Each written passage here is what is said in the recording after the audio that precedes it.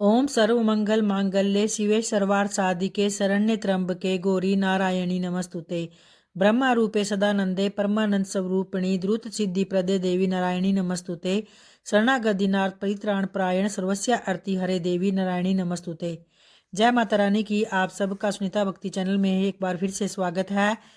माँ दुर्गे की कृपा आप और आपके समस्त परिवार पर बनी रहे। तो भक्तों, आज है नवरात्रि का 9वां दिन। तो आप सभी को चैत्र नवरात्रि के शुक्ल पक्ष की नवमी तिथि की हार्दिक शुभकामनाएं। तो चैत्र नवरात्रि के 9वें दिन माँ दुर्गा के स्वरूप माँ सिद्धिदात्री की पूजा आराधना की जाती है, जिससे कि भक्तों को उनका सिद्धियों प्रदान करने वाली देवी माना जाता है और उनकी प्राप्ति होती है। तो आइए आज माँ दुर्गा सप्तशती पाठ को प्रारंभ करते हैं, जिसमें आज देवी रहस्य को जानेंगे तथा उससे पहले कीलक स्तोत्रम पाठ को प्रारंभ करते हैं। तो महर्षि मार्कंडेय जी बोले कि निर्मल ज्ञान रूपी श्री दान करने वाले देवतरी रूप दिव्य तीन नेत्र वाले जो कल्याण प्राप्ति के हेतु हैं तथा अपने मस्तक पर अर्धचंद्र धारण करने वाले हैं, उन भगवान शंकर को मैं नमस्कार करता हूँ। जो मनुष्य इन कीलक मंत्रों को जानता है वही पुरुष कल्याण को प्राप्त करता है। जो अन्य मंत्रों को जप कर केवल सप्तशती स्त्रोत से ही देवी की स्तुति करता है, उसको इससे ही देवी की सिद्धि हो जाती है और उन्हें अपने कार्य की सिद्धि के लिए दूसरे की साधना करने की आवश्यकता ही नहीं रहती। बिना जप के ही उनके उच्चाटन आदि सब काम सिद्ध हो जाते हैं। और लोगों के मन में शंका थी कि केवल सप्तशती की उपासना से ही अथवा सप्तशती को छोड़कर अन्य मंत्रों की उपासना से भी समान रूप से सब कार्य सिद्ध हो जाते हैं, तब इनमें कौन सा श्रेष्ठ साधन है। लोगों की इस शंका को ध्यान में रखकर भगवान शंकर ने अपने पास आए हुए जिज्ञासुओं को समझाया कि यह सप्तशती नामक संपूर्ण स्त्रोत ही कल्याण को देने वाला है। और इसके पश्चात भगवान शंकर ने चंडिका के सप्तशती नामक स्त्रोत को गुप्त कर दिया। अतः मनुष्य को इससे बड़े पुण्य से प्राप्त करता है। जो मनुष्य कृष्ण पक्ष की 14 अथवा अष्टमी को एकाग्रचित होकर देवी को अपना सर्वस्व समर्पित कर देता है और फिर उसे प्रसाद रूप में ग्रहण करता है, तो उस पर दुर्गा प्रसन्न होती है, अन्यथा नहीं होती। इस प्रकार सिद्धि के प्रतिबंधक रूप कीलक के द्वारा भगवान शंकर ने इस स्त्रोत को किलित कर रखा है। जो पुरुष इस सप्तशती को निष्किलन करके नित्या पाठ करता है वह सिद्ध हो जाता है और वही देवों का पार्षद भी होता है और वह गंधर्व होता है। सर्वत्र विचरते रहने पर उस मनुष्य को इस संसार में कहीं कोई डर नहीं रहता और वह आप मृत्यु के वश में नहीं पड़ता और मरकर मोक्ष की प्राप्ति हो जाती है। किंतु इस कीलक की विधि को जानकर ही सप्तशती का पाठ करना चाहिए। जो ऐसा नहीं करता वह नष्ट हो जाता है और कीलन और निष्कीलन संबंधी जानकारी के पश्चात ही यह स्त्रोत निर्दोष होता है और विद्वान पुरुष इस निर्दोष स्त्रोत का ही पाठ आरंभ करते हैं। स्त्रियों में जो कुछ सौभाग्य आदि दिखाई देता है वह सब इस पाठ की ही कृपा है। इसलिए इस कल्याणकारी स्त्रोत का पाठ सदा करना चाहिए। इस स्त्रोत का सहने सहने पाठ करने से विश्वल फल की प्राप्ति होती है, इसलिए उस स्वर से ही इसका पाठ आरंभ करना चाहिए। जिस देवी के प्रसाद से ऐश्वर्य सौभाग्य आरोग्य संपत्ति शत्रुनाश तथा परम मोक्ष की प्राप्ति होती है, तो उस देवी की स्तुति मनुष्य को अवश्य करनी चाहिए। तो इस प्रकार से कीलक स्त्रोत पाठ का समापन होता है। और आइए अब दुर्गा का ध्यान करते हुए पहले प्रदानिक रहस्यम पाठ को प्रारंभ करते हैं। इस सप्तशती के तीनों रहस्यों का नारायण ऋषि अनुष्टुप छंद और महाकाली महालक्ष्मी एवं माँ सरस्वती देवता हैं। शास्त्र द्वारा प्रतिपादित उत्तम फल की प्राप्ति के लिए जप में इनका विनियोग होता है। राजा ने कहा कि हे भगवान, आपने चंडिका देवी के अवतारों का वर्णन किया है, किंतु हे ब्राह्मण, अब उन अवतारों का मूलभूत मुख्य स्वरूप भी बतलाइए। और हे द्विज, देवी के जिस स्वरूप की आराधना जिस विधि से मुझे करनी चाहिए वह स्वरूप और आराधना करने की विधि मुझ विनित से विधि पूर्वक कहिए। तब ऋषि ने कहा, यह रहस्य परम गुप्त है, अर्थात किसी से कहने योग्य नहीं है। परंतु हे राजन, तुम भक्त हो, इसलिए ऐसा कोई विषय नहीं है जो मैं तुमसे न कहूँ। सबकी आदि रूपा सत्व रज तम तीनों गुणों वाली परमेश्वरी माँ लक्ष्मी है। वह लक्ष्य और अलक्ष्य स्वरूप है तथा संपूर्ण जगत में व्याप्त है। अतः हे राजन, वह हाथों में मातुलिंग गदा खेटक और पान पात्र तथा सिर पर नागलिंग और योनि धारण करती है। वह तपाए हुए स्वर्ण के समान कांति वाली तपाए हुए सोने के सुंदर आभूषणों को धारण किए हुए देवी अपने तेज से संपूर्ण आकाश को परिपूर्ण करती है। तो उस परमेश्वरी ने संपूर्ण संसार को शून्य देख कर केवल तमगुण से एक दूसरा श्रेष्ठ रूप धारण किया हुआ है। वह काजल के ढेर के समान कांति वाली दाढ़ों से शोभायमान सुंदर मुख वाली विशाल नेत्रों से शोभित तथा पतली कमर वाली स्त्री है। डाल तलवार प्याले और कटे हुए मस्तक से सुशोभित चार भुजा वाली और वक्षस्थल से कमंड तथा मस्तक पर मुंडों की माला धारण किए हुए हैं। उस तामसी स्त्री ने माँ लक्ष्मी से कहा कि हे माता, तुम मेरा नाम रखो और मुझे काम बताओ, मैं तुमको नमस्कार करती हूँ। माँ लक्ष्मी ने उस तामसी स्त्री से कहा, मैं तुम तुम्हें नाम और कर्म बताती हूँ। महामाया, माँ काली, महामारी, सुधा, त्रिषा, निद्रा, कृष्णा, एक वीरा, कालरात्रि और दुर्त्या, ये तुम्हारे नाम कर्मों के अनुसार है।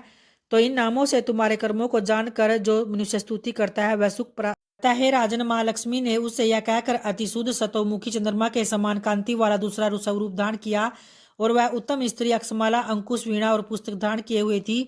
माँ लक्ष्मी ने उसके ये नाम रख दिए: माँ विद्या, माँ वाणी, भारती वाक, सरस्वती, आर्या, ब्राह्मी, कामधेनु, वेद गर्भा, दिशर्वी। उसके बाद माँ लक्ष्मी ने माँ काली और माँ सरस्वती से कहा, तुम दोनों देवी अपने स्वरूप के अनुसार स्त्री पुरुष का जोड़ा उत्पन्न करो। माँ लक्ष्मी ने उन दोनों से यह कहकर हिरण्यगर्भ सुंदर कमल पर बैठा हुआ स्त्री पुरुष का एक जोड़ा स्वयं उत्पन्न किया और इसके बाद माता लक्ष्मी ने पुरुष को ब्राह्मण, देव, विरंची तथा दाता इस प्रकार संबोधित किया और स्त्री को श्री पद्मा, कमला, लक्ष्मी इत्यादि नामों से पुकारा। तब माँ काली और माँ सरस्वती ने भी स्त्री पुरुष के जोड़े उत्पन्न किए। हे राजन, उनके भी स्वरूप और नाम को कहता हूँ। माँ काली ने नीलकंठ, रक्तबाहु, श्वेतांग तथा चंद्रशेखर पुरुष और एक स्त्री को उत्पन्न किया। पुरुष के रुद्र, शंकर, स्थाणु, कपर्दी और त्रिलोचन तथा स्त्री के त्रिविद्या, कामधेनु, बासा, अक्षरा और सवरा नाम रखे। अतः हे राजन, सरस्वती ने गौरी स्त्री को और कृष्ण पुरुष को उत्पन्न किया। इन दोनों के नाम को भी मैं कहता हूँ। पुरुष के विष्णु, कृष्ण, ऋषिकेश, वासुदेव और जनार्दन तथा स्त्री के उमा, गौरी, सती, चंडी, सुंदरी, सुभगा और शिवा नाम रखा। तो इस प्रकार वे तीनों स्त्रियां शीघ्र ही पुरुषत्व को प्राप्त हो गई और उनका दिव्य दृष्टि देने वाले पुरुष ही देखते हैं, न कि दूसरे लोग। हे राजन, माँ लक्ष्मी ने त्रिविद्या रूपा सरस्वती को पत्नी के रूप से ब्रह्मा को समर्पित किया तथा वर देने वाली गौरी को शंकर एवं लक्ष्मी देवी को भगवान वासुदेव के लिए समर्पण किया। तो इस तरह से उसके नाम हैं, वह अपने नामों के सिवा अन्य किसी प्रत्याशी परिणाम से नहीं कही जा सकती। ये भक्तों, अब इसके बाद वैकृतिक रहस्यम पाठ को प्रारंभ करते हैं। तब ऋषि ने कहा कि हे राजन, मैं जिस तामसी, सात्विकी और राजसी त्रिगुणा देवी का वर्णन किया है वह सर्वा, चंडिका, दुर्गा, भद्रा और भगवती भी कहलाती है। तमोगुण वाली महाकाली विष्णु भगवान की योग निद्रा है, जिसकी स्तुति मधुकैटभ के नाश के लिए ब्रह्मा जी ने की थी। वह काजल के समान कांति वाली, उसके 10 मुख, 10 भुजाएं, 10 पैर और 30 विशाल नेत्र हैं। अतः हे राजन, उनके दांत और दाढ़ें चमकती है। यद्यपि उनका रूप भयंकर है, तथापि वे भक्तों को रूप, सौभाग्य, कांति एवं महती संपदा देने वाली है। वह अपने हाथों में खड्ग, बाण, गदा, शूल, चक्र, शंख चक्र, भूसुंडी, परिघ, धनुष और दुर्दीप टपकता हुआ सिर धारण करती है। वह दुर्त्या महाकाली विष्णु की माया है, जिसकी आराधना करने से चराचर जगत वश में हो जाता है और जो संपूर्ण देवताओं के शरीर से उत्पन्न हुई है। वह अतुल कांति वाली महिष मर्दनी तथा तीनों गुणों वाली साक्षात महालक्ष्मी है। उसका मुख श्वेत, भुजाएं नीली, स्तन मंडल श्वेत, कटी और चरण लाल एवं जांघें नीली है। वह उत्कट मद वाली है। उसका जगन विचित्र है और वह चित्र विचित्र माला, वस्त्र और आभूषणों को धारण करती है। वह विचित्र लेपन है करती है और वह रूप लावण्यवती और सौभाग्यवती है। यद्यपि उसकी भुजाएं असंख्य है, तभी उसको 18 भुजा वाली मानकर पूजा करनी चाहिए। अब उसके दाहिने ओर के निचले हाथों से लेकर बाईं ओर के निचले हाथों तक में क्रमशः जो शस्त्र है उनका वर्णन किया जाता है। उनके हाथों में अक्षमाला, कमल, बाण, तलवार, वज्र, गदा, चक्र, त्रिशूल, फरसा, शंख, घंटा, फांसी, शक्ति, दंड, डाल, धनुष, पानपात्र और कमंडलू शोभित है। वह कमल पर बैठी है। हे राजन, जो मनुष्य इस सर्वदेवमयी ईश्वरी माँ लक्ष्मी की पूजा करता है वह सब मनुष्य और देवताओं का स्वामी हो जाता है। हे निरिप, जो गौरी के देह से उत्पन्न हुई है और सतोगुण प्रदान है, वह शुंभ निशुंभ असुर को मारने वाली साक्षात सरस्वती है। सरस्वती की 8 भुजाएं हैं और वह बाण, मूसल, शूल, चक्र, शंख, घंटा, हल तथा धनुष को धारण करती है। जो निशुंभ का मर्दन और शुंभासुर का संहार करने वाली सरस्वती है, वह भक्ति पूर्वक पूजित होने पर सर्वज्ञता प्रदान करती है। अतः हे राजन, मैंने मूर्तियों के इन स्वरूपों को तुमसे कहा। अब जगन माताओं की अलग अलग उपासना सुनो। जब माँ लक्ष्मी का पूजन करे तब दाहिनी और बाईं और क्रम से माँ काली और माँ सरस्वती का पूजन करना चाहिए और पृष्ठभाग में तीनों युगल देवताओं की पूजा करे।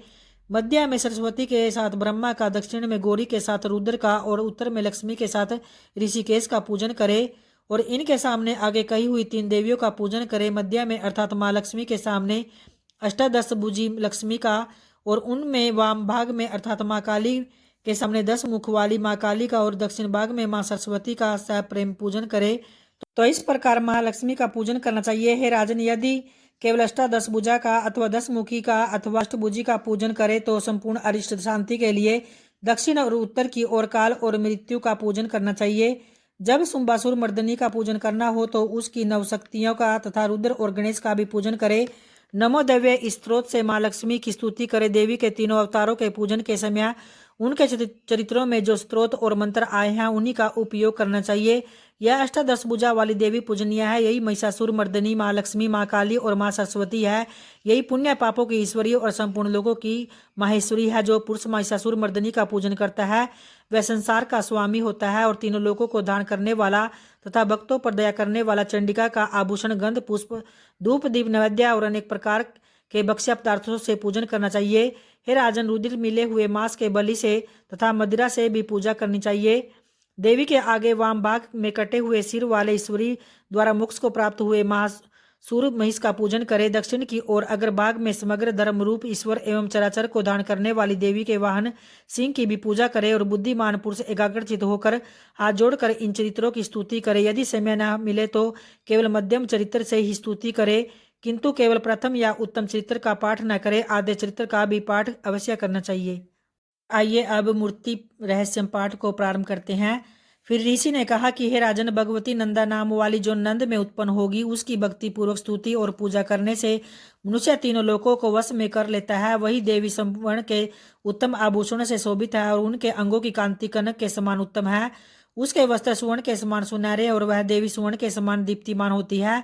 कमल, अंकुश, पास और शंख से उसकी चारों ओर भुजाएं शोभित होती है और उसके इंदिरा, कमल, लक्ष्मी, श्री रक्तांबुजासना ये नाम है। हे निष्पाप, मैंने रक्त दंतिका नाम से जिस देवी का वर्णन किया है उसके संपूर्ण व्यनाशक स्वरूप को मैं कहता हूँ। वह देवी रक्त वस्त्र, रक्त वर्ण, सब अंग रक्तमयी, आभूषणों से शोभित, रक्त आयुध, नेत्र रक्त केश वाली, अति भयंकर रक्त एवं तीक्ष्ण नखों वाली, रक्तासन पर स्थित तथा रक्त दंत वाली भगवती भक्तों के वश में उसी प्रकार रहती है जैसे साध्वी स्त्री पति के वश में रहती है।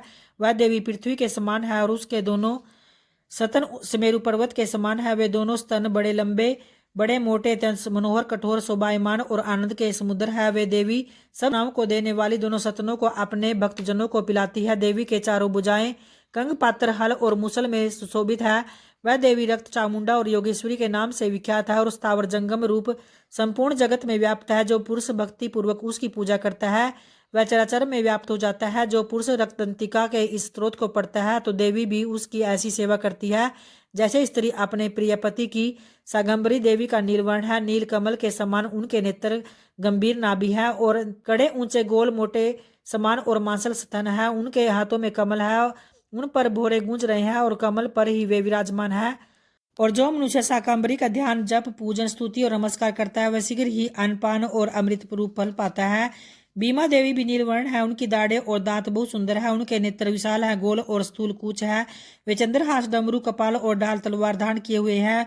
वही एक वीरा काल रात्रि कामदा नाम से की जाती है। ब्राह्मणी देवी की कांति विचित्र है, वे अपने तेजोमंडल के कारण दूर दूर से दिखाई देती है। उनका अंगराग भी अनेक रंग का है तथा वे चित्र विचित्र आभूषणों से सुशोभित है।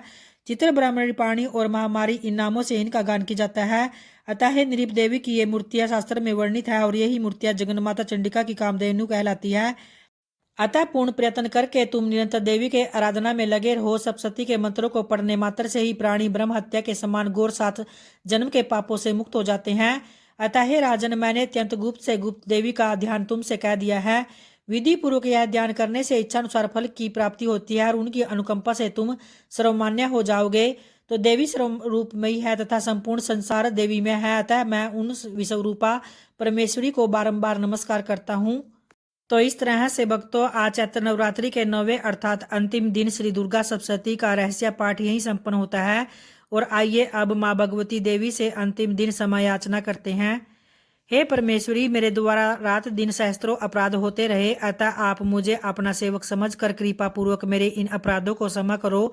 न तो मैं आहान करना ही जानता हूँ, न विसर्जन करना ही जानता हूँ और न पूजा ही करना जानता हूँ। हे परमेश्वरी, मुझे क्षमा करो। हे सुरेश्वरी, मैंने जो मंत्रहीन, क्रियाहीन और भक्तिहीन पूजन किया है वह सब आपकी दया से ही पूर्ण हो। सैकड़ों अपराध करके भी भक्त आपकी शरण में आकर केवल जगदम्ब कहकर ही मोक्ष को प्राप्त करते हैं, जिसे ब्रह्मादि देवगण भी पाने में असमर्थ होते हैं।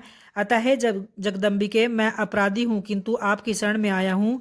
अतः इस समय मैं दया का पात्र हूँ, तुम जैसा चाहो वैसा करो। अज्ञानवश या बुद्धि भ्रम होने के कारण भूल से जो भी कुछ मैंने कम या अधिक कर दिया हो, अतः हे देवी, हे परमेश्वरी, सब अपराध क्षमा करो और प्रसन्न हो। हे जगन्माता, हे कामेश्वरी, सच्चिदानंद स्वरूपिणी परमेश्वरी, आप प्रेम पूर्वक मेरी यह पूजा स्वीकार करो और मुझ पर प्रसन्न हो। आप गुप्त से भी गुप्त रक्षा करने वाली हो।